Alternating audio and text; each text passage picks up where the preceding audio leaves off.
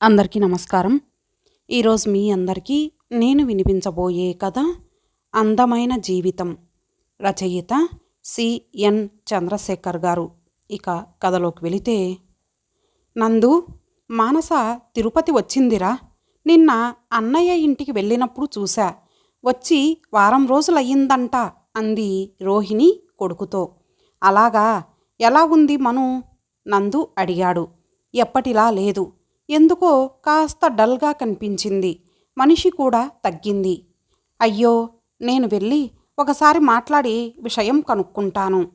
అంత అవసరం లేదులే. తను నిన్ను కాదన్న విషయం మరచిపోయావా?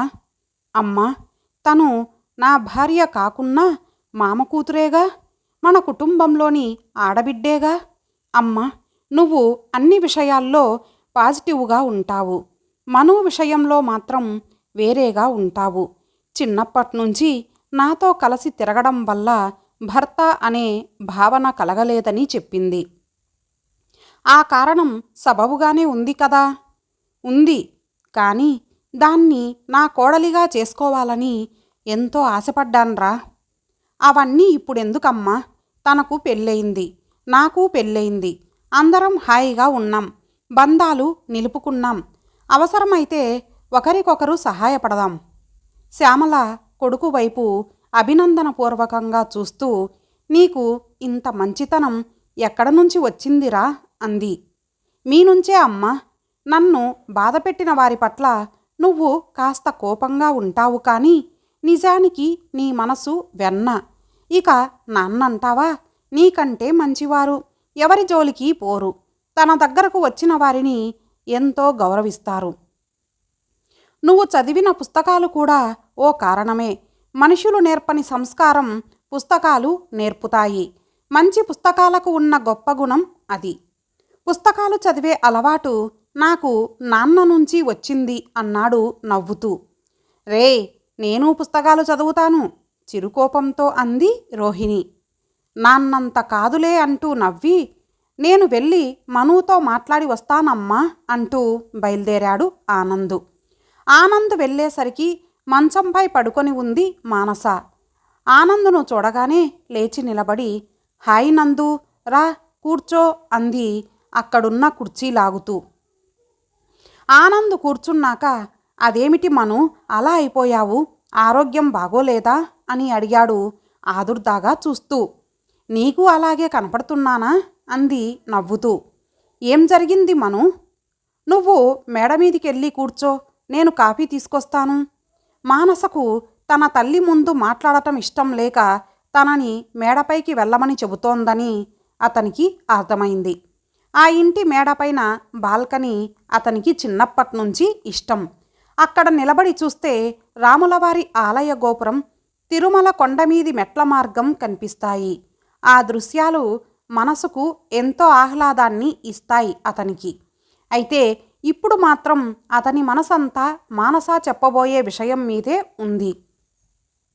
నందు, కాఫీ అన్న మానస పిలుపు విని తల తిప్పి చూశాడు.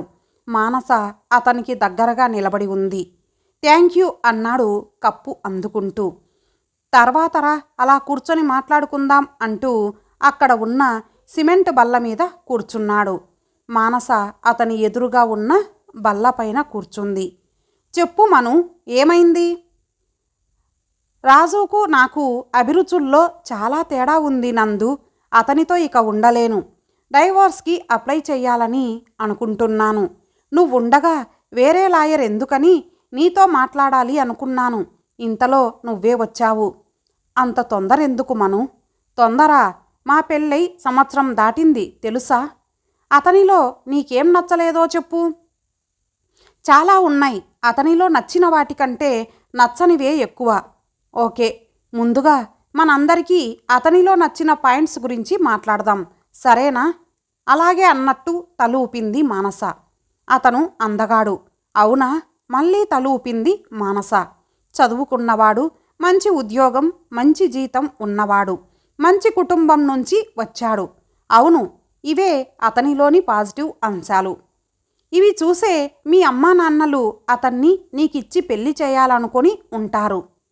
ఏ తల్లిదండ్రులైనా తమ కాబోయే అల్లుడిలో ఈ లక్షణాలే చూస్తారు కదా. అంతేగా, ఇవి చూసే నేను ఒప్పుకున్నాను. అయితే సంవత్సరం కాపురం చేశాక తెలిసింది అతను నాకు సరిజోడు కాదని. సరే, ఇప్పుడు అతని నెగటివ్ క్వాలిటీస్ గురించి చెప్పు. నన్ను బయటికి తీసుకెళ్ళడు, నా వంటని మెచ్చుకోడు, ఎంతసేపు పని పని అంటూ ఉంటాడు. నేను మంచి డ్రెస్సు వేసుకుంటే బాగుందని చెప్పడు. ఆఫీసులో నాకు మంచి పేరు వచ్చినా మెచ్చుకోలు వచ్చినా ఆ విషయం అతనితో పంచుకుంటే కనీసం సంతోషం అని కూడా అనడు. అంతేనా? ఆమె ఆగడం చూసి అడిగాడు ఆనందు. ఇంకా ఉన్నాయి, గుర్తు రావడం లేదు. సరే, నేను కొన్ని ప్రశ్నలు అడుగుతాను, జవాబివ్వు. అడగమన్నట్టు చూసింది మానస. అతనికి సిగరెట్టు, మందు తాగడం అలవాటుందా? అస్సలు లేదు. అమ్మాయిల పిచ్చి? లేదు. ఇంటి పనుల్లో నీకు సహాయం చేస్తాడా? వంట పనిలో చేయడు, అయితే మిగిలిన పని అంతా అతనే చేస్తాడు. ఆ విషయంలో నాకు కంప్లైంట్స్ లేవు. అతనిలో ఇన్ని మంచి క్వాలిటీస్ ఉంటే కొన్నే ఉన్నాయన్నావు. నువ్వెంత అదృష్టవంతురాలివో నీకు అర్థమవుతోందా మను? ఆశ్చర్యంగా చూస్తూ అన్నాడు ఆనందు. నువ్వు మగవాడివి నందు, ఆడదానివై ఉంటే నీకు నా బాధ అర్థమయ్యేది. నిన్ను నేను అర్థం చేసుకున్నాను మను, నువ్వే జీవితాన్ని అర్థం చేసుకోలేదు. మనం కోరినవన్నీ మనకు దొరకవు. దొరికిన దాంతో రాజీ పడాలి. ముఖ్యంగా ఓపికతో ఉండాలి.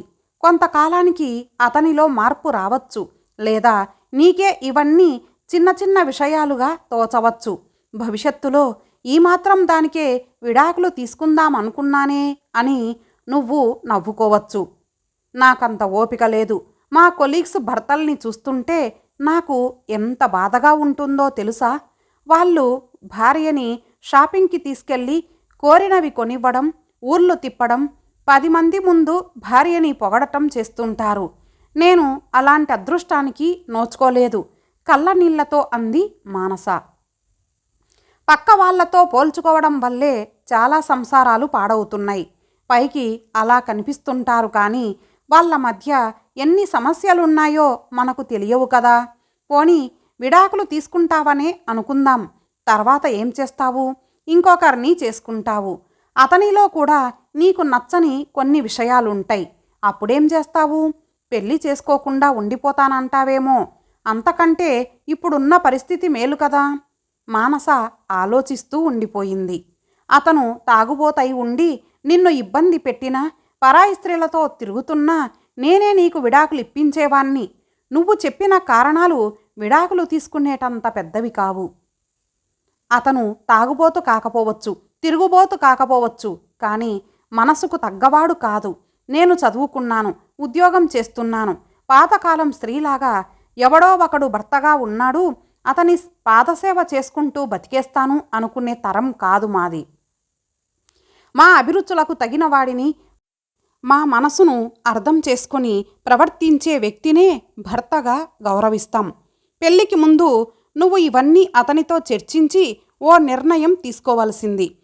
పెళ్ళి అయ్యాక నేను చెప్పిన కారణాల వంటివి ఉంటే తప్ప విడాకులు తీసుకోవడం అంత సులభం కాదు. ఈ సంవత్సరానికే అతనితో నీకు అంతో ఇంతో అనుబంధం ఏర్పడి ఉంటుంది. నీలోని అసంతృప్తి నీ చేత ఇలా అనిపిస్తోంది, కానీ విడాకుల వరకు వస్తే నువ్వే బాధపడతావు.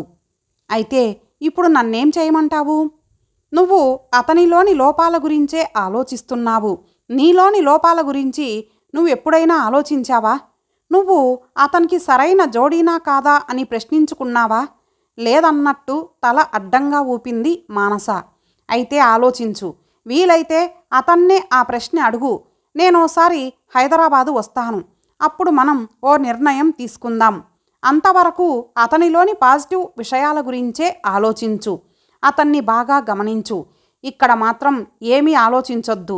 రాక రాక పుట్టింటికి వచ్చావు, హాయిగా ఎంజాయ్ చెయ్యి అంటూ లేచాడు ఆనందు. ఆనంద్ వెళ్ళిపోయాక అతను చెప్పిన విషయాల గురించే ఆలోచించసాగింది మానస. రాజేష్ గురించి తన తల్లిదండ్రులకు చెబితే వాళ్ళు రాజేష్పై కోపగించుకున్నారు. విడాకులు తీసుకుంటానంటే ఆలోచిద్దామన్నారు. బహుశా తనపై ఉన్న ప్రేమ వల్లే వాళ్ళు తనని సమర్థించి ఉండవచ్చు. కానీ నందు ఎంత బాగా సమస్యని విశ్లేషించాడు. అతను చెప్పినట్లు తను కొద్ది రోజులు ఆగడం మంచిది. నందు తనని పెళ్లి చేసుకోవడానికి ఆసక్తి చూపుతున్నాడని అమ్మ ఓసారి చెప్పింది. అయితే చిన్నప్పట్నుంచి కలిసి ఆడుకోవడం వల్ల తనకు అలాంటి భావనే లేదని తాను చెప్పింది. నందు తప్పక బాధపడి ఉంటాడు. కానీ ఇప్పుడు తను బాధలో ఉంటే తనను కాదన్నందుకు అనుభవించని అని ఊరుకోలేదతను. రాజేష్పై మరింత నూరిపోసి తమను విడగొట్టే ప్రయత్నం కూడా చేసి ఉండవచ్చు. పైగా లాయరుగా అతనికి ఓ కేసు కూడా దొరికేది. కానీ తామిద్దరూ కలిసి ఉండేందుకే అతను ప్రయత్నించాడు. రాజేష్లో తనకు కనిపించని కొత్త కోణాల్ని తన దృష్టికి తెచ్చి ఆలోచించుకునే అవకాశం ఇచ్చాడు. నందు, నీ మంచితనానికి మనిషితనానికి హ్యాట్స్ ఆఫ్ అనుకుంది మానస. తను ప్రయాణిస్తున్న ట్రైన్ హైదరాబాదుకు దగ్గరవుతుంటే స్టేషన్కి వచ్చి రిసీవ్ చేసుకుంటాడేమో అని ఆశపడింది మానస. అయితే అతను రాలేదు. నిరుత్సాహంగా క్యాబ్ బుక్ చేసుకొని ఇల్లు చేరింది. తలుపు తీసిన రాజేష్ కళ్ళలో వెలుగు కనిపించింది ఆమెకి. త్వరగా ఫ్రెష్ అప్ అయి ల్యాప్టాప్ ముందు కూర్చుంది. అతను కాఫీ తయారు చేసి ఆమె చేతికిచ్చాడు. థ్యాంక్ యూ అంటూ ఆనందంగా అందుకుంది. రాజు, కాస్త టిఫిన్ ఆర్డర్ చేస్తారా అని అడిగింది కాఫీ తాగుతూ. నేను ఉప్మా చేశాను. ఆశ్చర్యంగా అతని వైపు చూసి, మీకు ఉప్మా చేయడం వచ్చా అని అడిగింది. నేను చెన్నైలో పనిచేస్తున్నప్పుడు మా అమ్మ దగ్గర నేర్చుకున్నాను అన్నాడు. తర్వాత ఆలోచిస్తే అతను స్టేషన్కి రాకపోవడంలో న్యాయం ఉందనిపించింది. తనకంటే అతనికి ఆఫీస్ పని ఎక్కువ. తనని రిసీవ్ చేసుకోవాలంటే అతను తొందరగా లేవాలి. అంత దూరం ప్రయాణించాలి. తర్వాత మళ్ళీ తిరుగు ప్రయాణం. అప్పుడే అలసిపోతే రాత్రి 11 వరకు పని ఎలా చేస్తాడు? పైగా ఉదయాన్నే అతనికి కాల్స్ ఉంటాయి. అందుకే అతను స్టేషన్కి రాలేదు. కాల్స్ చూసుకుంటూ కాఫీ టిఫిన్ చేయడం వల్ల తనకు పని తగ్గింది. ఎటు క్యాబ్ బుక్ చేసుకుని తను రాగలదు అనుకుంది. చాలా కాలం తర్వాత ఓ రోజు ఆఫీసులో అడుగుపెట్టింది మానస. కోవిడ్ నేపథ్యంలో ఇంటి నుంచే ఆఫీస్ పని చేసింది ఇన్నాళ్ళు.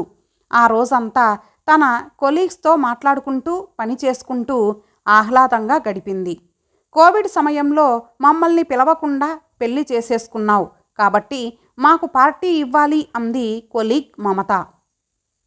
ఇంకా కోవిడ్ పూర్తిగా పోలేదుగా, నెమ్మదిగా ఇస్తాలే అంటూ అప్పటికి ఆ విషయం దాటవేసింది. లంచ్ సమయంలో కొలీగ్స్ మాటల వల్ల వాళ్ళలో చాలామంది తమ వైవాహిక జీవితంలో అంత సంతోషంగా లేరని కొద్ది రోజుల్లోనే అర్థమైంది ఆమెకి. సరయు భర్త తాగుబోతు. సంపాదించిన డబ్బంతా తాగుడికే ఖర్చు పెట్టేస్తాడు. మాధవి తన భర్త క్యాబరే డ్యాన్సులు చూడ్డానికి వెళ్తుంటాడని వాపోయింది. ప్రేమించి పెళ్లి చేసుకున్న లత అత్తమామల ఆరాళ్లకు గురవుతోంది. ఆమె భర్త కూడా తన తల్లిదండ్రులకే సపోర్టు చేస్తుంటాడు. చాలామంది మగ కొలీగ్స్ భేషజాలకు పోయి తమ ఆదాయం కంటే ఖర్చులు ఎక్కువ చేసి మానసను అప్పు అడగటం, ఆమె లేదని చెప్పడం జరుగుతోంది. అలాంటి సందర్భాల్లో ఆమెకి రాజేష్ గుర్తుకొస్తాడు. రాజు డబ్బు విషయంలో జాగ్రత్తగా ఉంటాడు. దుబారా ఖర్చులు చెయ్యడు. దురలవాట్లు ఎటూ లేవు. భవిష్యత్తు అవసరాల కోసం చక్కటి ప్లానింగ్ చేస్తాడు అనుకుంది. ఓ రోజు మానస గర్భవతని తెలిసింది. ఈ వార్త తెలియగానే మానస కంటే ఎక్కువగా రాజేష్ ఆనందించాడు. విషయం తెలిసి తల్లిదండ్రులు ఆమెని చూడటానికి వచ్చారు. అమ్మని ఇక్కడే ఉంచుకుంటాను. ఇంటి పని, ఆఫీస్ పని ఈ పరిస్థితుల్లో చేసుకోలేను అంది రాజేష్తో మానస. మీ నాన్నగారు ఇంకా ఉద్యోగంలో ఉన్నారు. ఆయన ఇక్కడ ఎక్కువ రోజులు ఉండలేరు. ఈ వయసులో ఆయన అక్కడ ఒంటరిగా ఎలా ఉంటారు? హోటల్లో తింటే ఆయన ఆరోగ్యం పాడవదా? మీ అమ్మగారికి ఇక్కడ శ్రమ ఎక్కువవుతుంది. డెలివరీకి 3 నెలల ముందు రమ్మని చెబుదాం. అంతవరకు నీకు ఏం సహాయం కావాలన్నా నన్నడుగు అన్నాడు రాజేష్. తన తల్లిదండ్రుల పట్ల అతని కన్సర్ను చూసి ఆశ్చర్యపోయింది మానస. అన్నట్టే మానసను చాలా బాగా చూసుకున్నాడు రాజేష్. డాక్టర్ దగ్గరికి చెకప్కు తీసుకెళ్లడం, మందులు పండ్లు తెచ్చివ్వడం చేసేవాడు. పండ్లు కోసి ముక్కలు చేసి ఇవ్వడం, జ్యూస్ చేసి ఇవ్వడం వంటివి తనే చేసేవాడు. అతను మాటలతో ఎప్పుడూ చెప్పలేదు కానీ తనంటే అతనికి చాలా ఇష్టమని, అతని చేష్టల ద్వారా ఈ కొద్ది రోజుల్లో అర్థమైంది ఆమెకు. ఆ విషయం తల్లికి ఫోన్ చేసి చెప్పి ఆమెతో తన ఆనందం పంచుకుంది. కొంతమంది మగవాళ్ళు తరచూ భార్యతో తమ ప్రేమని వ్యక్తం చేస్తుంటారు. కొంతమంది సందర్భం వచ్చినప్పుడు తమ ప్రేమను వ్యక్తీకరిస్తారు. మరికొంతమంది తమ చర్యల ద్వారానే తమ ప్రేమ తెలుపుతారు. అది గుర్తించే మనసు భార్యలకుండాలి అంది ఆమె తల్లి సుమతి. ఓ రోజు బయటికి వెళ్దామని రాజేష్ అంటే మానస ఉత్సాహంగా బయలుదేరింది. ఓ పేరున్న కంపెనీ కడుతున్న అపార్ట్మెంటు దగ్గరికి తీసుకెళ్ళి మోడల్ హౌస్ చూపించి ఆమెకి నచ్చితే కొందామని చెప్పాడు. కొద్ది రోజులు ఆలోచించి కొందామని ఇద్దరూ నిర్ణయించుకొని వెళ్ళి అడ్వాన్స్ కట్టారు. ఆ ఇంటిని తన పేరు మీదే కొంటున్నాడని తెలిసి వారించబోతే రాజేష్ వినలేదు. మరుసటి రోజు మిమ్మల్ని ఓ మాట అడుగుతాను, నిజాయితీగా జవాబు చెప్పాలి అంది మానస రాజేష్తో. అడుగు, ఆశ్చర్యంగా ఆమె వైపు చూస్తూ అన్నాడు. నేను మీకు భార్యగా తగినదానినని మీరు భావిస్తున్నారా? నాకు ఇంతవరకు అటువంటి ఆలోచనే రాలేదు. నాకు వివాహ వ్యవస్థ మీద గౌరవముంది. ఒకసారి పెళ్ళి అంటూ జరిగాక ఎదుటి మనిషిలోని లోపాల్ని వెతకకూడదు. రోజు రోజుకు ప్రేమను పెంచుకుంటూ పోవాలి. లోపాల్ని వెతుక్కుంటూ పోతే ఇప్పుడు నువ్వడిగిన ప్రశ్న రోజు మనసులో మెదులుతూనే ఉంటుంది. మెల్లగా అసంతృప్తికి బీజం పడుతుంది.